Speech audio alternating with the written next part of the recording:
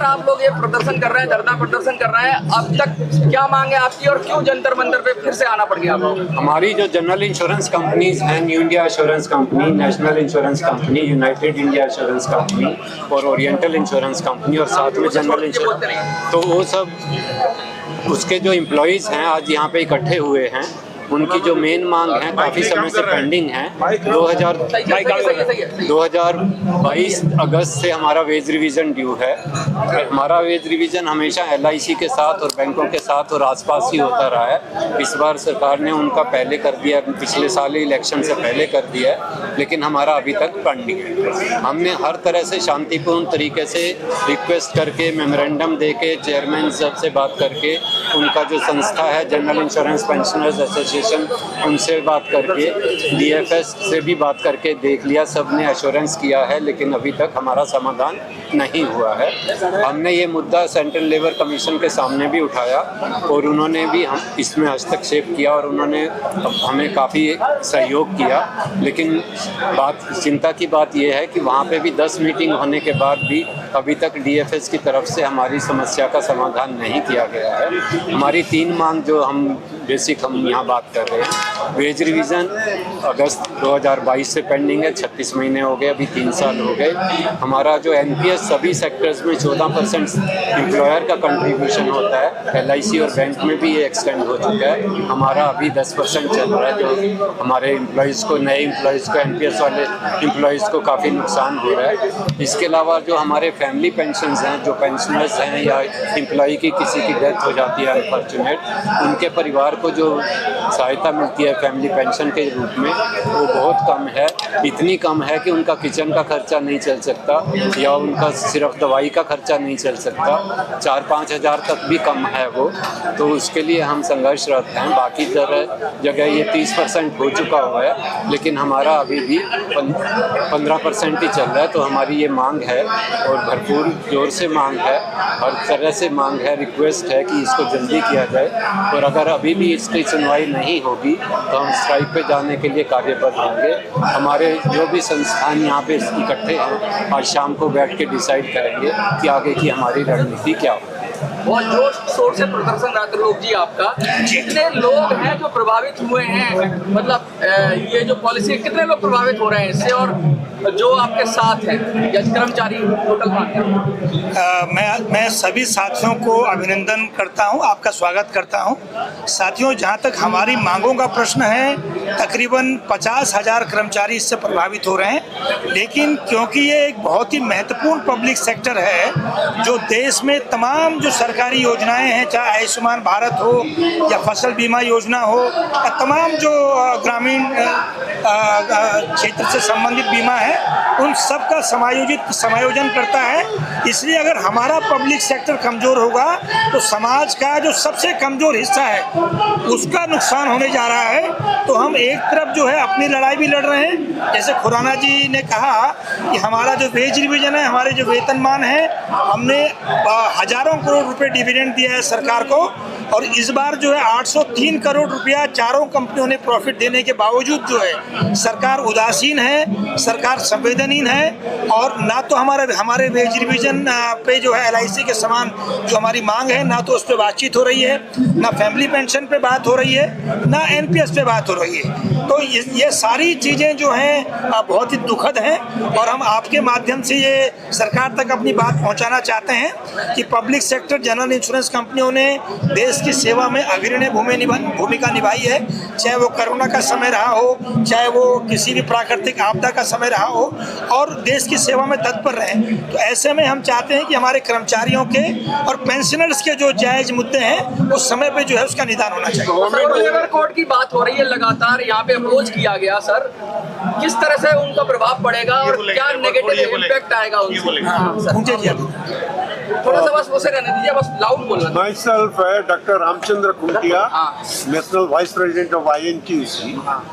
इस 4 labour code जो सरकार ने बनाया, 44 लेबर कानून को डस्टबिन को फेंक के, ये जो 4 लेबर कोड, इसमें लोगों को रिलीफ देने के लिए कोई प्रावधान नहीं है।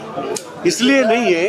कोई भी कानून हो, ये किसको लागू होगा, ये इसका डेफिनेशन होता है। जो डेफिनेशन में वर्कमैन और एम्प्लॉयर डेफिनेशन को इतना डाइल्यूट किया गया, तो किसको फायदा मिलेगा, किसका खिलाफ में जाएगा, वो क्लियर नहीं है। दूसरा है, जो इम्प्लीमेंटेशन नहीं होने की वजह इंस्पेक्शन होता है, इंस्पेक्टर करता है, इंस्पेक्टर का प्रावधान नहीं, इंस्पेक्शन का प्रावधान नहीं, केस फाइल करने का प्रावधान नहीं, लेबर कोर्ट नहीं, ट्राइब्यूनल नहीं, तो एक तरफा से पूरा कानून को अकामी करके कोई फायदा नहीं पड़ेगा। मगर दूसरा तरफ से जो लेबर कोड का इंडस्ट्रियल डिस्प्यूट एरिया है, इसमें वर्कर कांग्रीगेशन नहीं हो पाएगा, रजिस्ट्रेशन में तकलीफ है, उसको रिटर्न में तकलीफ है, और नोटिस 6 महीना की पहले देना पड़ेगा। नोटिस देने में अगर गड़बड़ हुआ, स्ट्राइक किया गया, तो वॉचमैन का ऊपर फाइन होगा, वर्कमैन जेल जाएगा। मगर एम्प्लॉयर कानून को नहीं मानने की बात, उनका ऊपर जो एक्शन होना चाहिए वो भी कानून के प्रावधान नहीं। लगातार प्राइवेटाइजेशन के खिलाफ बात हो रही है, बहुत सारे सेक्टर को किया जा रहा है, पीएसयूज पर कड़ी नजर है, गवर्नमेंट की जैसे जनरल इंश्योरेंस कंपनी, बहुत सारी कंपनी, LIC की भी बात हो रही है। तो ये प्राइवेटाइजेशन से किस तरह का नुकसान हो रहा है लोगों को, और क्या कहना चाहेंगे इसके लिए? Privatisation basically private industries for their interest, public sector is the interest of the country, create employment. It is and the accumulated profit also will go to the government. But private sector is the interest of the profit. So it is very much clear it will reduce the employment. But private sector is the interest of the profit. So it is very much clear it will reduce the employment. It will reduce the government capital. It will also only encourage the private company interest. It will not serve the interest of the public. That's why we are opposing the privatization. And I tell you, if Indian economy is also today in track, that is the only reason, because our financial sectors, all bank sector, insurance sector and public sector, that's why till today Indian economy is also in track. Sir, UPS के अंदर pension की बात और पूछना चाहूंगा। UPS के अंदर जैसे बढ़ा दी गई, कंट्रीब्यूशन बढ़ाया गया, एनपीएस पे आप बात कर रहे हैं, एनपीएस को बढ़ाने के लिए बहुत सारी पेंशन संबंधी समस्या तो है ही है, चाहे वो यूपीएस 95 की हो, चाहे वो आपकी पेंशन हो, चाहे वो ओल्ड पेंशन हो। लगातार आप एनपीएस में बढ़ोतरी की बात कर रहे हैं, उस पर क्या कहना चाहेंगे? बनर्जी का एनपीएस का बढ़ोतरी नहीं, एनपीएस का इम्प्लीमेंट करने का। मित्रों, मैं दो चीज बहुत स्पष्ट कहना चाहूंगा। जहाँ तक निजीकरण की बात है, मैं एक चीज जोड़ना चाहूंगा। मुझे खुशी है कि पब्लिक सेक्टर जनरल इंश्योरेंस की ट्रेड यूनियंस ने पिछले 40 सालों में हम निजीकरण के खिलाफ एक सशक्त लड़ाई लड़ रहे हैं, और हमने निजीकरण की धार को जो है कुंद किया है। और हाल ही में जो सरकार ने 100% FDI जो बिल लाए हैं, उसके खिलाफ भी अभी हमने 2 हड़तालें की हैं, और हमारे पूरे देश में इसको लेकर आंदोलन हो रहा है। दूसरी बात, जहाँ तक आपने पेंशन से संबंधित बात की है, तो पेंशन को लेके जैसे one more option for pension का जो मांग पूरे देश में चल रहा है, इसी तरह से हमारे यहाँ भी 1995 की जो पेंशन स्कीम है, हमारी अपनी पेंशन स्कीम, 95 बात कर रहे हैं। हाँ, हम चाहते हैं कि सभी जो एनपीएस के साथी हैं, जो एनपीएस के अधीन आते हैं, वो 1995 पेंशन स्कीम उनको मिले, और जब तक वो नहीं मिलती है 14% जो है एनपीएस उनको मिले। लेकिन जो है यूनिफॉर्म फैमिली पेंशन को लेके, जैसे गिरीश जी ने कहा कि हमारे यहाँ बहुत ही मार्मिक स्थिति है। हमारे जो सेवानिवृत्त परिवार हैं, फैमिली पेंशन उनको मात्र 5-5, 6-6 हज़ार रुपये मिल रही है।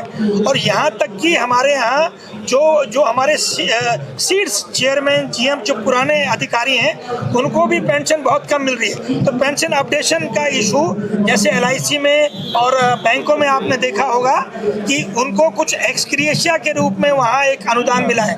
तो हम चाहते हैं कि पेंशन अपडेशन का इशू भी हमारे यहाँ जो है एक रैशनली जो है उसका निदान हो।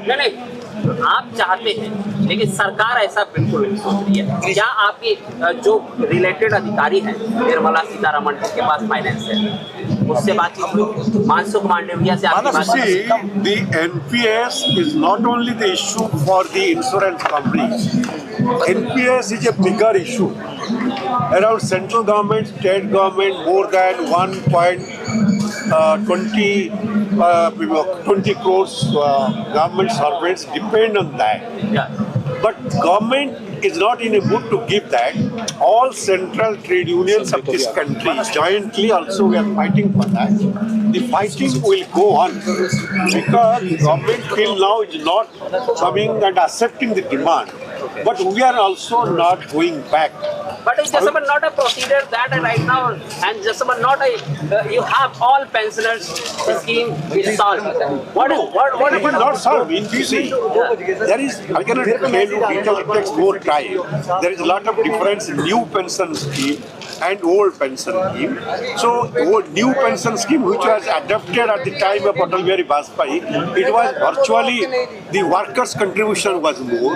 But now the pensions they have adopted, that is also a gimmick. They are not giving much more.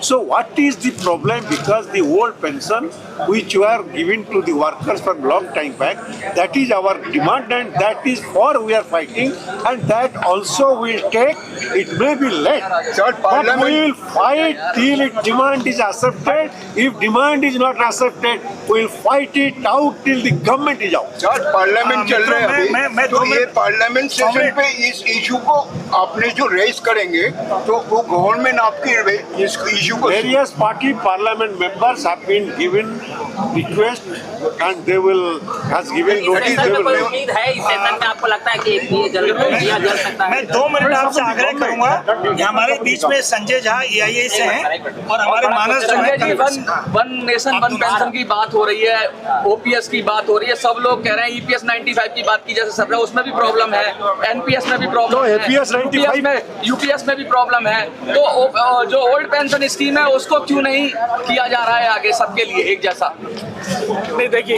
यही सवाल है और ये सवाल हमारा है। हाँ। ये सवाल हमारा है सरकार से कि आप ओल्ड पेंशन स्कीम में जो इतना बढ़िया पेंशन स्कीम था, जो कि डिफाइंड पेंशन था, कि आप रिटायरमेंट के बाद में आपको इतना पेंशन कर दिया जी, अब उसको डिफाइंड कंट्रीब्यूशन वाला कर दिया। अभी INTUC के हमारे लीडर जो थे वो बोल रहे थे आपके सामने में, और इसी को लेकर के आपको याद होगा कि हम लोग यही 9 जुलाई को जो स्ट्राइक हुआ है, उस स्ट्राइक में हमारा एक एजेंडा ये भी था। AIA और GIA ने और हमारे सारे साथियों ने उस स्ट्राइक को सपोर्ट किया था, और उसका ये एजेंडा था कि हम ओल्ड पेंशन स्कीम में आपको जाना होगा, NPS को स्क्रैप करना होगा। लेकिन जब तक आप वो नहीं कर रहे हैं, तब तक के लिए हम लोग कह रहे हैं कि आप एम्प्लॉयर कंट्रीब्यूशन को आप 14% कीजिए। सिमिलरली आप कुछ कहना चाह रहे हैं सर? बोल दीजिए। हम इंश्योरेंस बिल के एक बात और कह रहे हैं, इंश्योरेंस बिल जो हो सकता है कि इस बार फाइनेंस मिनिस्ट्री की तरफ से मानसून सेशन में लाया जाए। क्या लगता है कि निर्मला सीतारमण से इस बार उम्मीद है आपको? किस चीज का? जो आपका पेंशनर की लड़ाई है उसको मंजूर मिल जाए? देखिए, हमने बहुत कोशिश की है और हम उम्मीद नहीं था, इसीलिए हम लोग 9 जुलाई को स्ट्राइक में गए। हम जानते हैं कि ये सरकार जो है वो प्रो वर्कर नहीं है। खबरें आ रही हैं कि 31 तारीख को भी बहुत बड़ा प्रोटेस्ट की योजना है, सब लोग अलग अलग सेक्टर के करेंगे, क्या उसमें आप शामिल हैं 31 तारीख के जो फाइनेंस मिनिस्ट्री की तरफ से मानसून सेशन में लाया जाए? क्या लगता है कि निर्मला सीतारमण से इस बार उम्मीद है आपको? किस चीज का? जो आपका पेंशनर की लड़ाई है उसको मंजूर मिल जाए? देखिए, हमने बहुत कोशिश की है और हम उम्मीद नहीं था, इसीलिए हम लोग 9 जुलाई को स्ट्राइक में गए। हम जानते हैं कि ये सरकार जो है वो प्रो वर्कर नहीं है। खबरें आ रही हैं कि 31 तारीख को भी बहुत बड़ा प्रोटेस्ट की योजना है, सब लोग अलग अलग सेक्टर के करेंगे, क्या उसमें आप शामिल हैं 31 तारीख के जो प्रोटेस्ट है? वो हम लोग शाम में, आज हम लोग JFTU का मीटिंग होगा, उसमें हम लोग डिसाइड। आप कुछ कहना चाह रहे हैं? देखिए, एक्चुअली पहले परिचय आपका। मैं मानस कांति सरकार, जो चारों पब्लिक सेक्टर इंश्योरेंस कंपनी का ऑफिसर्स एसोसिएशन है, उसका मैं ऑल इंडिया सेक्रेटरी जनरल हूँ कॉन्फेड का। 2-3 चीज़ें बोलना था। जो एज रिविजन वाला इशू है, सिंस ड्यू फ्रॉम 1 अगस्त 2022, और वो 12% में आके अटका है। क्यों अटका है? जब आप LIC को दे सकते हैं, मतलब 17%, बैंकों को दे सकते हैं 17%, तो हमारे लिए क्यों नहीं दे सकते? जब आप सेम चीज़ के लिए मार्केट में आप जाएंगे कुछ चीज़ खरीदने के लिए, तो सेम मार्केट में हमारा बाइंग कैपेसिटी कम हो रहा है। और this is due to inflation only. हम लोगों को एग्जीबिशन होना है, प्रॉफिट हो या ना हो, एक मुद्दा कभी भी नहीं होना चाहिए। Still we are giving profit, then also exhibition में आपका क्या मतलब इशू क्या है? Why you are not allowing us? That is the main issue है। कॉन्ट्रीब्यूटरी पेंशन स्कीम और डेफिनेट पेंशन स्कीम का प्रॉब्लम ये है, this is market linked pension MPS में। आज अगर मार्केट डाउन हो गया तो आपका रिटायरमेंट के टाइम आपका भूकंप हो जाएगा। आपका लेमन ब्रदर्स और बाकी चीज का अगर याद उद्योगपतियों के हाथ में दे रहे हैं आपका भविष्य। एग्जैक्टली उद्योगपति के हाथ में दे रहा है और मार्केट डायनामिक्स कभी भी मतलब हमारा साथ में नहीं जाना चाहिए। लेकिन गवर्नमेंट तो कह रही है कि ट्रिलियन में हमारा बजट जा रहा है, देखिए अगर ट्रिलियन में बजट जा रहा है तो अभी भी इतना लोग बाहर क्यों जा रहे हैं? ठीक है, और ट्रिलियन में बजट जा रहा है, सिर्फ कुछ उद्योगपति के पास वो धन इकट्ठा हो रहा है। मतलब आम आदमी के पास क्या हो रहा है? इंडेक्स आप देखिए, जितना भी इंडेक्सेस है वो सब खराब है इंडिया का अभी। पर बोलने से तो हम कुछ भी बोल सकते हैं। आपका बात सुनने के लिए